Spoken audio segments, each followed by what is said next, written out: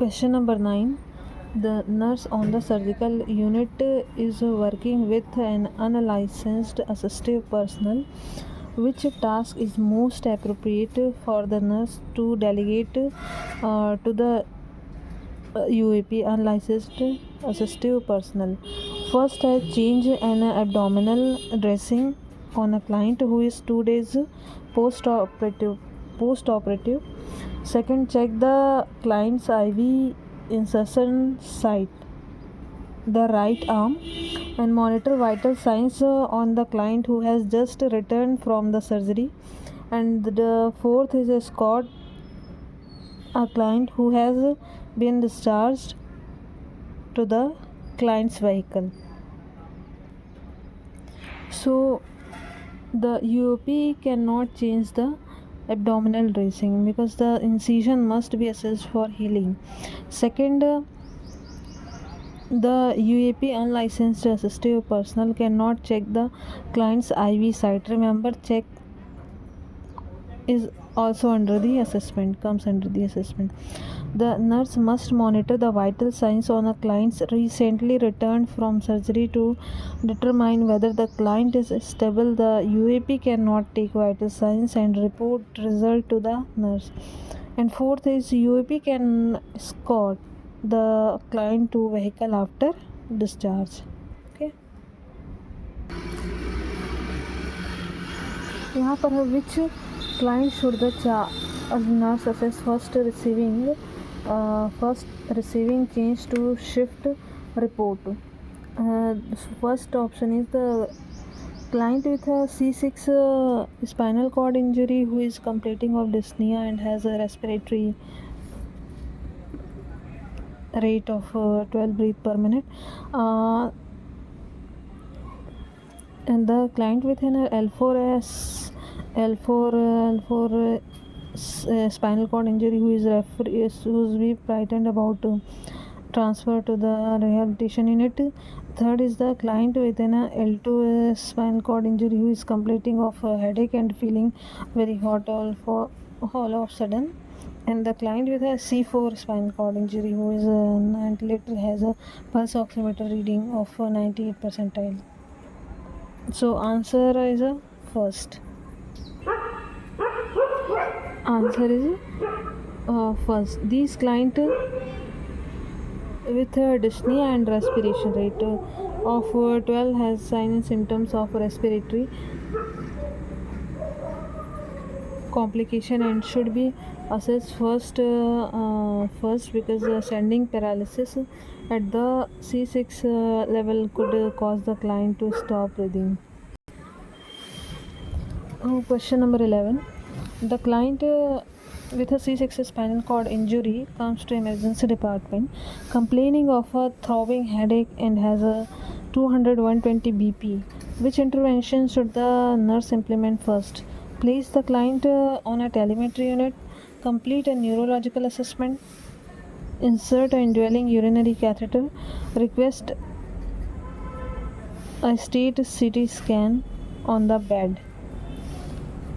Neurological assessment, complete a neurological assessment.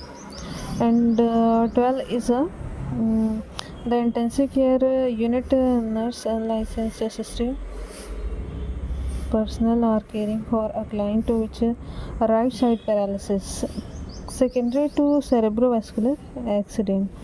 Which action by the UAP require the nurse to intervene?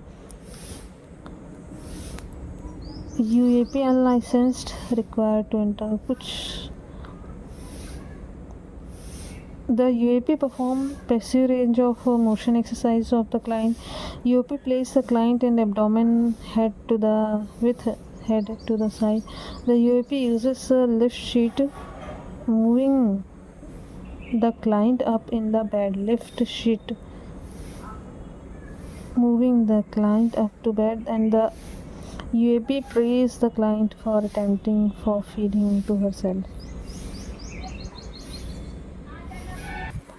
The client is experiencing autonomic dysreflexia, a complication of spinal cord injury above the T6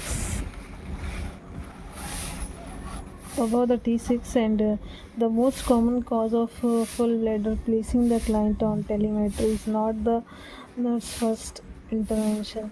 And the second is the completing neurological assessment is a interveners could implement, but it not be the first for the patient client experiencing autonomic dyslexia. Third is a autonomic dysreflexia is a life-threatening condition and can be considered a medical emergency requiring immediate attention. The nurse should not assess but should intervene, and she must common cause of full bladder. A CT scan of the head would be proof if had elevated BP or secondary. And 12 का ये answer जो है second रहेगा, जिसमें this is not in a second answer. Appropriate intervention because the client is at risk for increased intracranial pressure, therefore the client should not be placed on the stomach. Prone position help to promote a hyperextension of the hip joint, which is essential for the normal gait, and helps to prevent knee and hip flexion contractures, and done in the rehabilitation. So this is not appropriate because the client is at risk for the increased ICP, and therefore the client should not be placed on a stomach.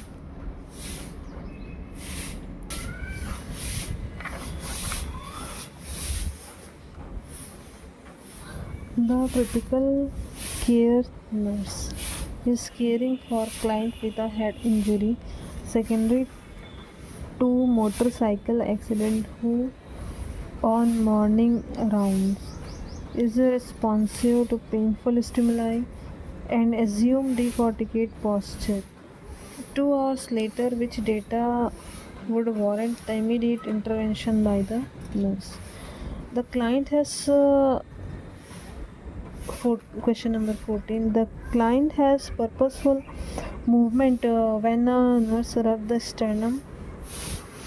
The client extends the upper and lower extremity, and in a response to painful stimuli, the nurse is aimlessly thrashing in bed.